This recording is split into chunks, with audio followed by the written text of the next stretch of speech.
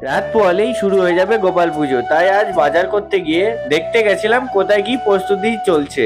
আলবাড়ির সামনে যেতেই আমি তিনখানা অনেক বড় বড় ঠাকুর দেখতে পেলাম। তো ঠাকুরগুলি খুব সুন্দর লাগছে, এখানেই যাচ্ছি শুধু ঠাকুর, ছোট থেকে বড় অনেক রকম। তারপরে চলে আসলাম বারোয়ারি ঠাকুর দেখার জন্যে। একের পর এক আমি বারোয়ারি ঠাকুর দর্শন করছি। তো কিছু কিছু ঠাকুর এখনো পুরো কমপ্লিট হয়ে উঠে পারিনি। ঠাকুর দেখতে দেখতে অনেক বেলা হয়ে যাচ্ছে, তার জন্য চলে আসলাম বাজার করার জন্য। বাজার কমপ্লিট করার পর কিছু মশলাপাতি নিয়ে নিলাম, নিয়ে তারপরে বাজারটি নিয়ে আমি বাড়ি চলে আসলাম।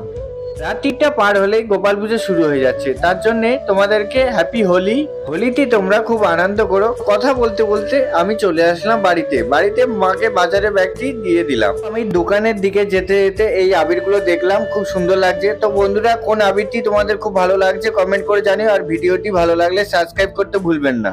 শান্তিপুরে গোপাল পুজোর শোভাযাত্রা দেখার জন্য চ্যানেলটি সাবস্ক্রাইব করে দিন। নমস্কার।